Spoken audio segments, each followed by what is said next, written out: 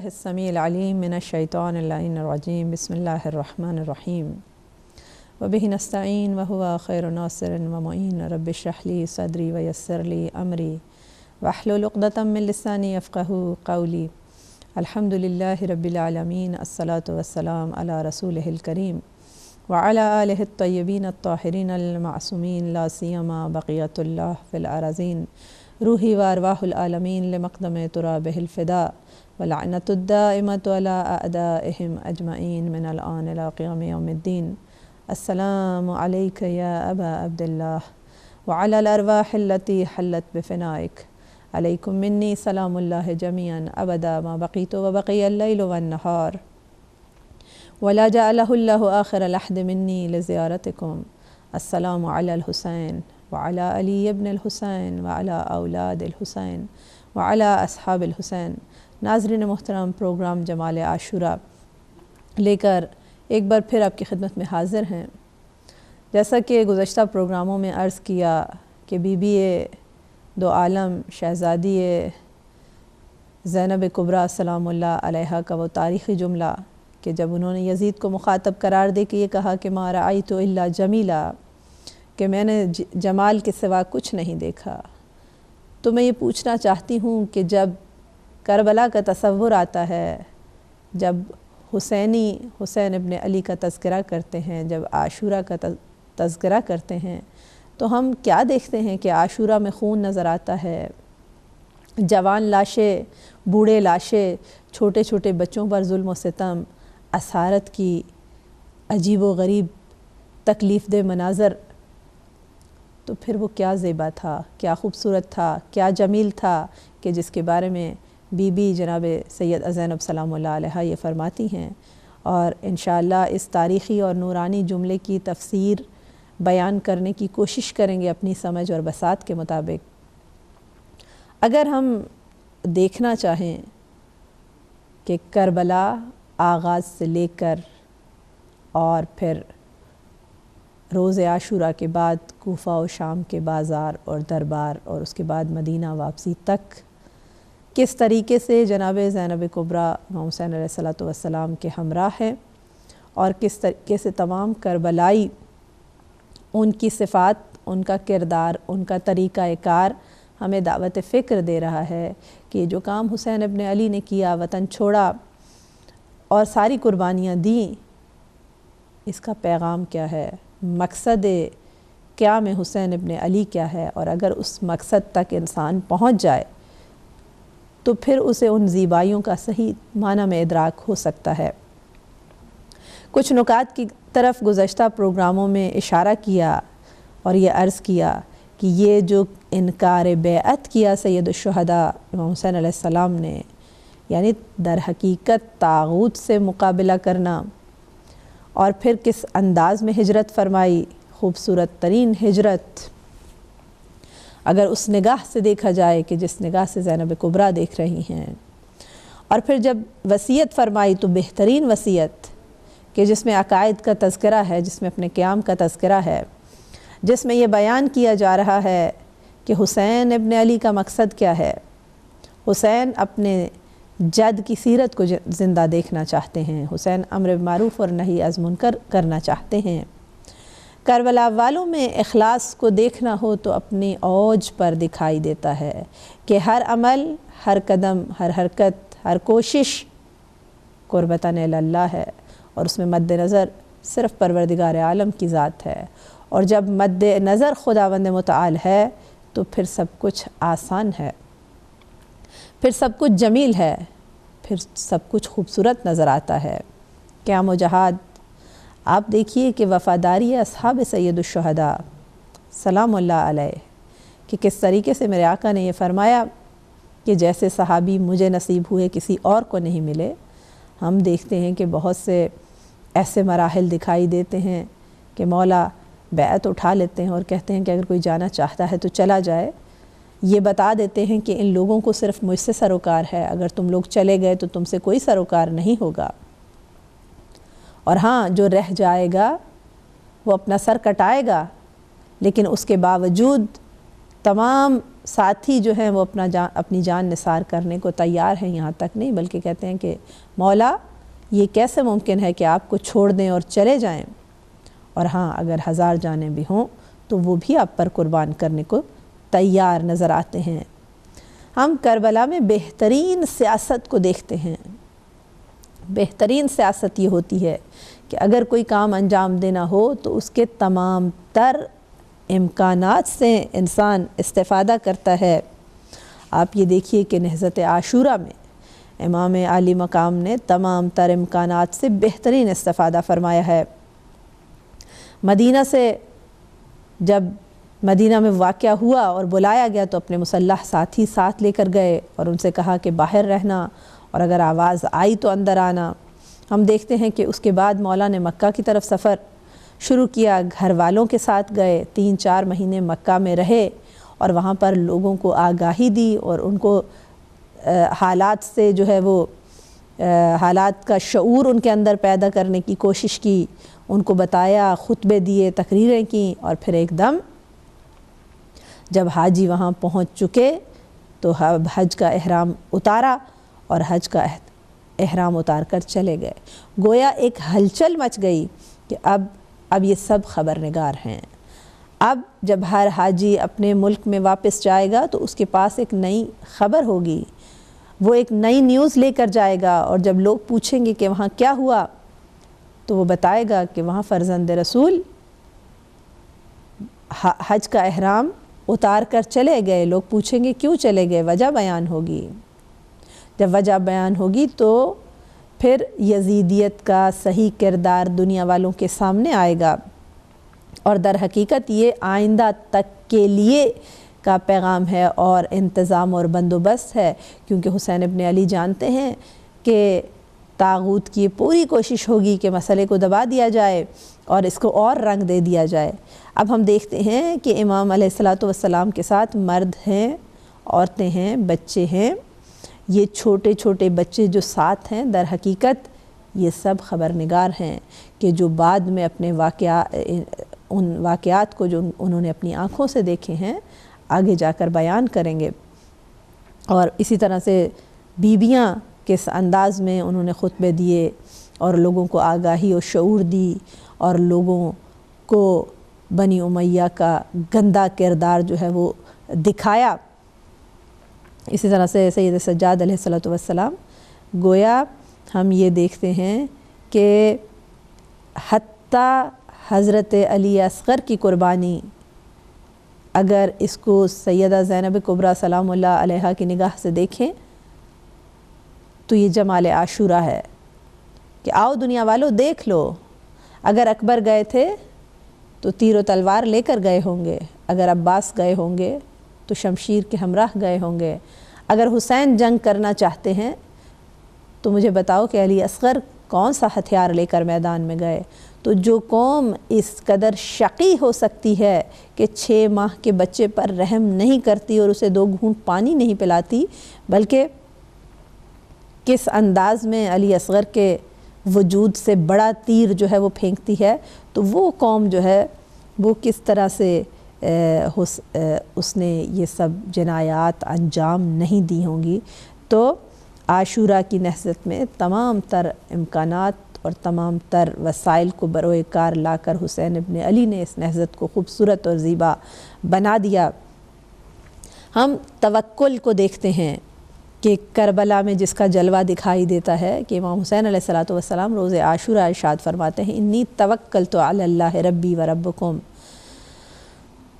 کیونکہ آپ دیکھیں کہ مشکلات ہیں، محاصرہ ایک قسم کا ہے، اقتصادی محاصرہ ہے، کھانا نہیں، پانی نہیں، نظامی محاصرہ ہے، 72 افراد 30,000 کے لشکر میں گھرے ہوئے ہیں، لیکن توکل کیا، وہاں گھبرائے نہیں، وہاں یہ نہیں سوچا کہ ہم تھوڑے سے ہیں، ہم مٹھی بھر ہیں، ہم ختم ہو جائیں گے، کیونکہ بے شک تعداد میں کم ہیں لیکن ایمان کے اعلیٰ ترین درجات پر فائز ہیں تمام کربلائی، تمام حسین کے ساتھی۔ اور توکل کرنے کا ایک بہترین ہمیں نمونہ عمل کربلا میں نظر آتا ہے کہ جب انسان کبھی بھی یہ نہ سمجھے کہ خدا ہمارے ہمراہ نہیں ہے، اس کے علاوہ ہمیں شہامت نظر آتی ہے کربلا میں کہ کس طریقے سے کربلا والے کسی سے ڈرے نہیں، کسی سے گھبرائے نہیں، جیسا کہ ارشاد ہے لم تخشا احدا، کسی سے نہیں ڈرے حسین ابن علی، آپ گھبرائے نہیں، ڈرے نہیں۔ اور جب انسان ڈرتا نہیں ہے تو پھر انسان یہ دیکھے کہ ترقی کرتا ہے، اور جو لوگ ڈر جاتے ہیں، دب جاتے ہیں، ان کے راستے روک دیے جاتے ہیں اور ان کو آگے نہیں آنے دیا جاتا۔ کیوں؟ اس لیے کہ ان کے اپنے وجود کے اندر خوف ہوتا ہے۔ لیکن یہ وہ ہیں کہ لا خوف علیہم ولا هم یحزنون، بچہ ہو، بڑا ہو، عورتیں ہیں، جو بھی ہیں، جب حسین ابن علی پر ایمان لے آئے اور اس ایمان کے ساتھ کربلا پہنچ گئے تو اب بہت قاطعیت کے ساتھ اب چاہے کچھ ہو جائے ہم ڈٹے ہوئے ہیں، ہم پیچھے نہیں ہٹنے والے۔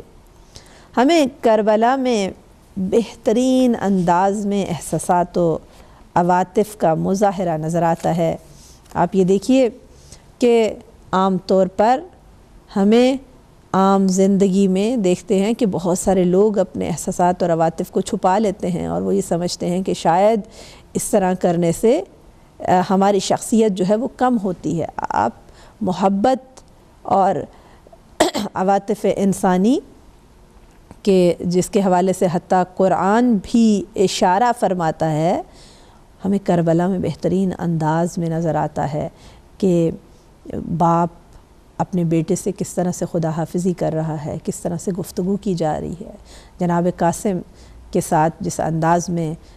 ہمیں مقاتل میں ملتا ہے کہ دونوں چچا بھتیجے نے ایک دوسرے کی باہوں میں باہیں ڈالیں اور گریہ کیا، امام حسن مجتبیٰ کی یاد جو ہے وہ تازہ ہوئی، یا یہ جو فرمان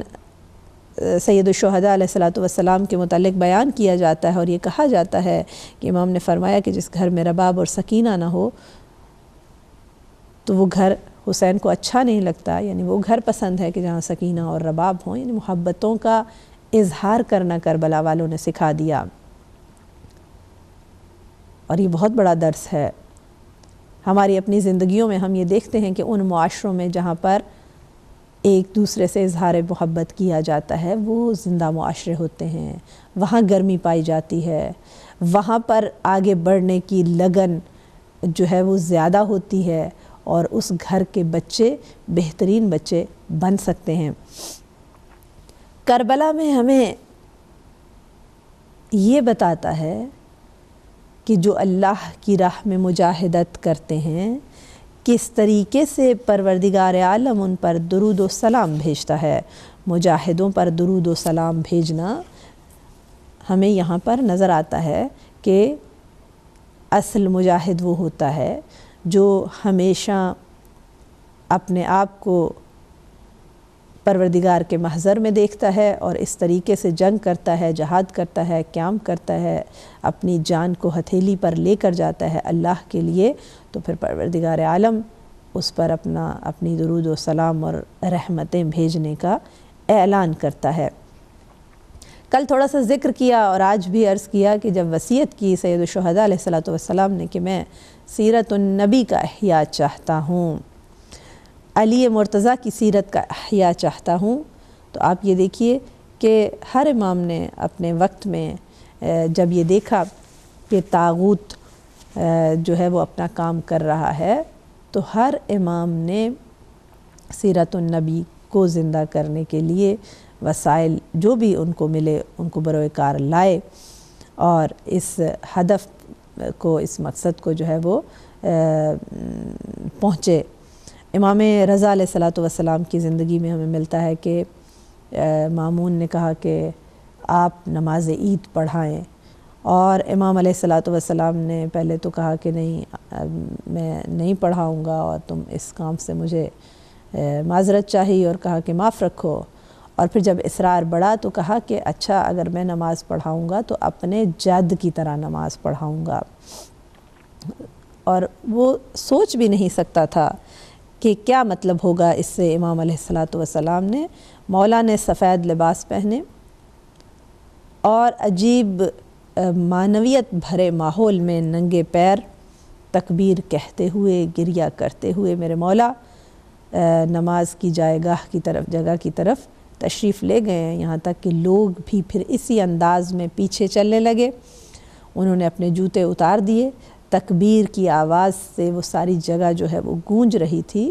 اور ظاہر ہے کہ جب زمانے کا امام ہو تشریف لائے، جب رحمت اللہ عالمین کا بیٹا یہ کام کر رہا ہے تو پھر ہم سوچ نہیں سکتے کہ کتنا معنویت والا وہاں پر ماحول ہو جائے گا۔ یہاں تک کہ مامون گھبرا گیا اور آدھے ہی راستے سے مولا کو شکریہ کے ساتھ ان سے معذرت کی اور کہا کہ آپ زحمت نہیں فرمائیں۔ ہم دیکھتے ہیں کہ امام حسین علیہ السلام نے بھی یہی کام کیا اور کہا کہ میں جد کی سیرت کو زندہ کرنا چاہتا ہوں، اور وہ چیزیں جو لوگ غلط حکومت سے کے آنے کی وجہ سے بھولنے لگے تھے اس کو دوبارہ یاد کروانا چاہتا ہوں۔ ہم حتیٰ دیکھتے ہیں کہ جب پیغمبر گرامی اسلام کے بعد 25 سال کے بعد مولا کائنات نے نماز پڑھائی تو لوگوں نے کہا کہ ہمیں رسول خدا کی نماز یاد آ گئی۔ یہ سب کیا ہے؟ یہ سب ہمیں یہی دکھاتا ہے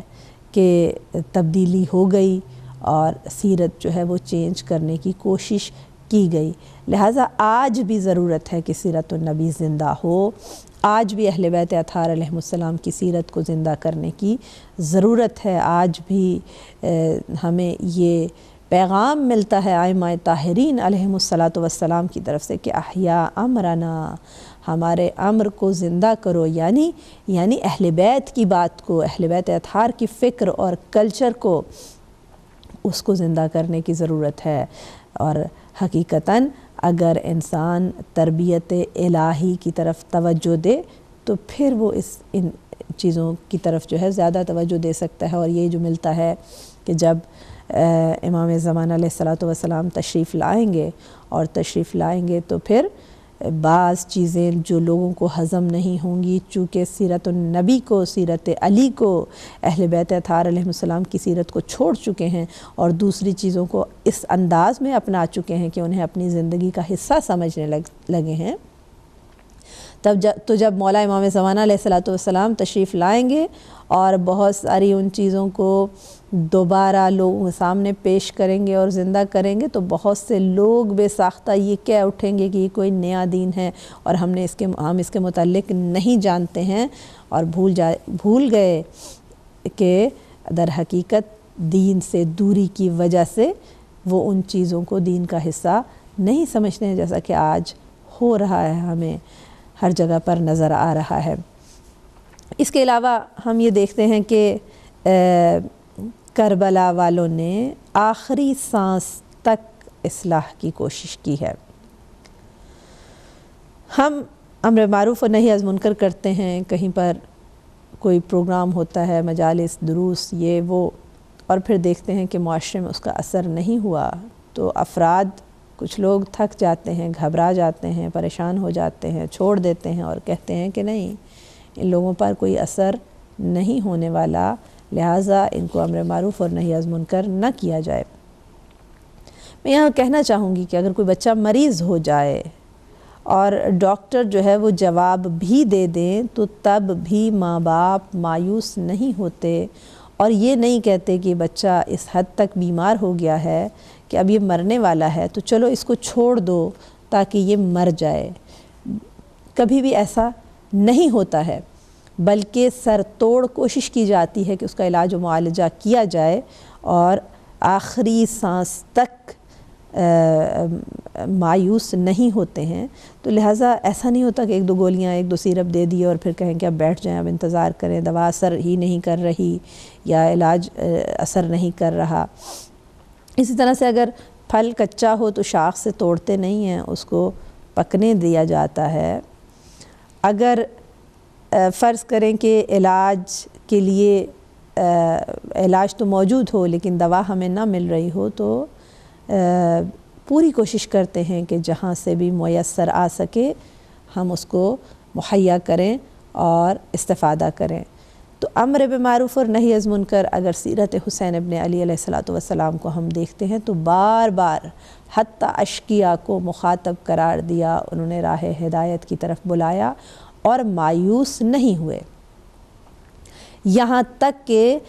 شب عاشور اور حتیٰ روز عاشور بھی ان کے ساتھ گفتگو کی اور ان کو نصیحت کرنے کی کوشش کی اور در حقیقت معروف کی طرف بلانے کی کوشش کی، اور دنیا نے دیکھا، تاریخ یہ بیان کرتی ہے کہ کچھ افراد ایسے بھی تھے کہ جو تبدیل ہوئے اور جو اس طرف واپس پلٹ آئے اور واپس آ گئے۔ لہٰذا کربلا کا حسن یہ ہے کہ کربلا والے مایوس نظر نہیں آئے اور ہر آن ہر اپنی آخری سانس تک انہوں نے کوشش کی ہدایت کرنے کی اور اپنی بھرپور جو ہے وہ اس میں کردار ادا کیا۔ حسن، خوبصورتی، میں کچھ چیزوں کی طرف آج صرف اشارہ کروں گی اور تفصیل ان کی بعد میں، کہ کربلا والوں کا صبر سب سے زیادہ حسین و جمیل نظر آتا ہے۔ قرآن سے تعلق، عبادت اور نماز سے تعلق حسین ابن علی کا کہ کس انداز میں فرماتے ہیں کہ انا احب الصلاۃ، حسین عاشق نماز ہیں۔ بی بی زینب کبریٰ سلام اللہ علیہا کا مصلی عبادت پہ کردار، سید سجاد کا کردار انشاءاللہ تفصیل آئندہ پروگراموں میں بیان کروں گی۔ حلال و حرام کی کس قدر پابندی کرتے ہیں کربلا والے، ان کی روح کتنی بلند ہے، دین سے پاسداری کے لیے ہر چیز دینے کو تیار ہیں، دین پہلی اہمیت ہے اور باقی سب کچھ اس کے بعد ہے۔ اسی طرح سے ان کا زہد، تقوی اور تاریخ کے حوالے سے کربلا میں مولا امام حسین علیہ السلام نے کئی مقامات پر تمثیل سے استفادہ کیا ہے، مثالیں بیان کی ہیں، اور یہ حسن ہے کربلا والوں کا۔ ڈرے نہیں، جیسا کہ میں نے عرض کیا، خوف زدہ نہیں ہوئے۔ کربلا وعدہ الہی کا مظہر نظر آتا ہے، پروردگار فرماتا ہے کہ تم میرا ذکر کرو، میں تمہارا ذکر کروں گا۔ کربلا والوں نے نام خدا کو بلند کیا۔ آج تک دنیا میں آپ دیکھیے کہ سب سے زیادہ لیا جانے والا نام حسین حسین ہے، سب سے زیادہ آنے والی آواز حسین حسین کی آواز ہے، علی علی کی صدائیں ہیں، اور آج تک نہیں بلکہ تا قیام قیامت کوئی ان آوازوں کو دبا نہیں سکتا، کوئی اس ذکر کو روک نہیں سکتا۔ اس کو کس نے بڑھایا، اس کو کس نے زندہ کیا، اس کو کس نے دنیا کے کانوں تک پہنچایا؟ ہم نے، میں نے، آپ نے نہیں، ہم نے نہیں، بلکہ اس کا انتظام خود سید الشہداء نے کیا اور اس کا وعدہ پروردگار عالم نے فرمایا۔ اسی طرح سے ہم کربلا کا حسن دیکھنا چاہیں تو موت و حیات حسینیوں کی نگاہ میں آ کر دیکھو کہ ان کی نگاہ میں موت کی کیا قیمت ہے، ان کی نگاہ میں زندہ رہنے کی کیا قیمت ہے۔ ہم بہت ساری مثالیں دیتے ہیں تو ایک بات سامنے آتی ہے، اکثر لوگ یہ کہتے ہیں کہ اگر کربلا والوں نے یہ سب کچھ کیا تو ظاہر ہے کہ وہ اعلیٰ ہستیاں تھیں، وہ بلند و بالا مقام اور مرتبے پر فائز ہستیاں تھیں، انہوں نے ان گھرانوں کو دیکھا تھا کہ جن کا ہر فعل قول اللہ کے لیے ہے، یا حسین ابن علی کے ساتھیوں کو وہ رہبر براہ راست اس انداز میں میسر آیا کہ جو معصوم ہے اور اس انداز میں ان کی تربیت کی۔ نہیں، ایسا نہیں ہے کہ ہم یہ کہیں کہ ہم تو اس قابل نہیں ہیں، ہم کہاں وہ کہاں۔ ایک لحاظ سے کہا جائے تو ٹھیک ہے، ہم کہاں وہ کہاں درست ہے، ہم تو ان کی خاک پا بھی نہ ہے نہ بن سکتے ہیں، لیکن وہ اصلاح چاہتے ہیں۔ جب اصلاح چاہتے ہیں اس کا مطلب ہے کہ ہم تربیت ہونے کے قابل ہیں، زندگی کے کسی حصے میں ہی کیوں نہ ہو۔ اور اس کی زندہ مثال کربلا کا ایک اور حسن اور جمال اور خوبصورتی توبہ ہے کہ جب تم سچے دل سے توبہ کر لو تو پھر سب کچھ بدل جاتا ہے۔ آج مجھے جس ہستی کا ذکر کرنا ہے وہ جناب حر علیہ السلام ہے، کہ حر کی اگر ہم کے کردار پر روشنی ڈالنا چاہیں تو ہم دیکھتے ہیں کہ حر وہ سپاہی ہے، وہ لیڈر ہے کہ جس نے امام حسین علیہ السلام کا راستہ روکا کس انداز میں، اور کیا یہ گناہ چھوٹا گناہ ہے اگر باقی زندگی کو نہ دیکھا جائے، لیکن حر بن گئے، آزاد ہو گئے اور حسینی ہو گئے اور بہشتی ہو گئے اور سب کچھ بدل گیا، انقلاب آ گیا، تبدیلی آ گئی۔ یہ کون ہے حر؟ کیا اہل بیت کے گھرانے سے کوئی تعلق، یا کوئی عالم دین ہے، یا کسی عالم دین کی اولاد ہے؟ نہیں، ایک عام انسان، مجھ اور آپ جیسا انسان، گناہگار، خطاکار، فرزند رسول کا راستہ روکنے والا، نبی زادیوں کا دل دکھانے والا۔ لیکن جب شب عاشور العطش العطش کی آوازیں سنائی دی ہیں تو برداشت نہیں ہوا۔ یہ وہی حر ہے کہ جب راستہ روکا اور امام حسین علیہ السلام نے فرمایا کہ حر تیری ماں تیرے غم میں روئے، تو پلٹ کر جواب نہیں دیا، حسین کی ماں کے نام کی حیا رکھی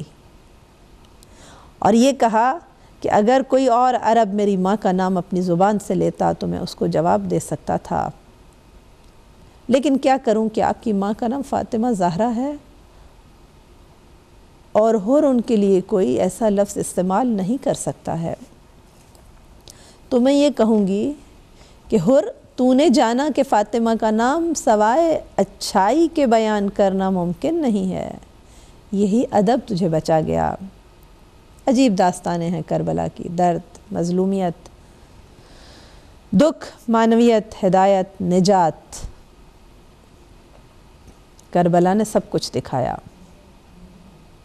اور پھر جب شب عاشور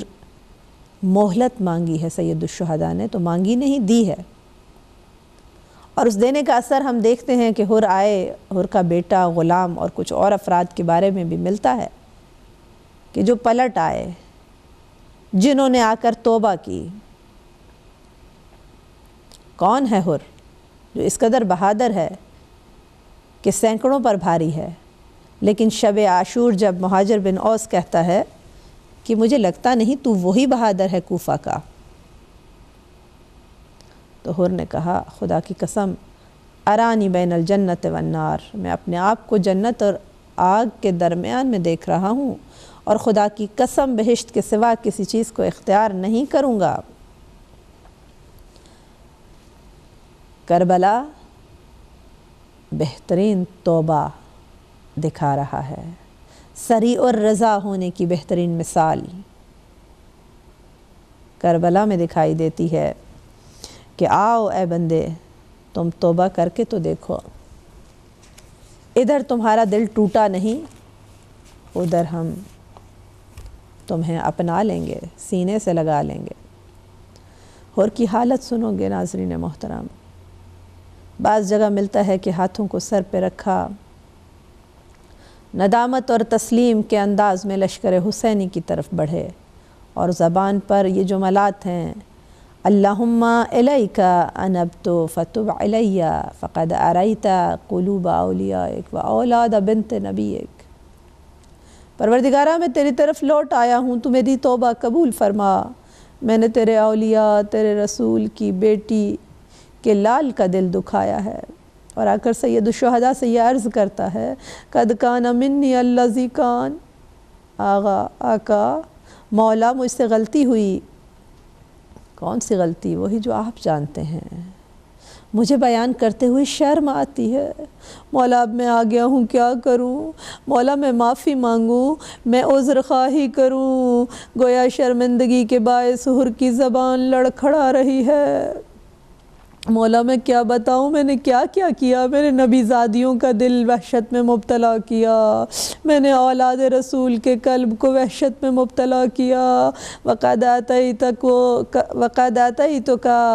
مولا اب میں آ گیا ہوں، مولا کیا مجھے قبول کرو گے؟ وقد آتیتک مواسیا بنفسی، بس مولا میں آیا ہوں تجھ پہ اپنی جان وارنے کے لیے۔ عزاداران سید الشہداء حر کہتا ہے، مولا اگر میں ٹکڑے ٹکڑے ہو جاؤں تو کیا میری توبہ قبول ہوگی؟ ابا عبداللہ کریم مولا ایک نگاہ کی اور ایک لفظ کہا، انزل۔ اس ایک جملے نے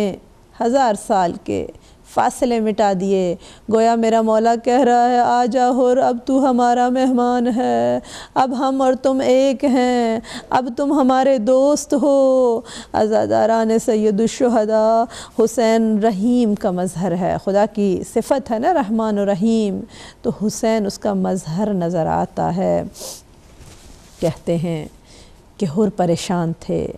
سوچ رہے تھے کہ اگر حسین ابن علی نے میری توبہ کو قبول نہ کیا، میری معافی کو قبول نہ کیا، تو میں ان کی ماں فاطمہ کا صدقہ دے کر، کا واسطہ دے کر ان سے معافی کی درخواست کروں گا۔ ارے یہ سری الرضا ہیں، یہ نور المستوحشین فی الظلم ہیں، حسین کا دل کینہ نہیں رکھتا، یہ رحمت للعالمین کا فرزند ہے، یہ مجسم رحمت ہے۔ لحظے بھر کے لیے یہ احساس نہ ہونے دیا کہ حر تو جانتا ہے تو نے کیا کیا تھا۔ تبسم فرمایا اور ایک مرتبہ ارشاد فرمایا، انتا حر فی الدنیا والآخرہ، الا لعنت اللہ علی القوم الظالمین، وسیعلم الذین ظلموا ای منقلب ینقلبون۔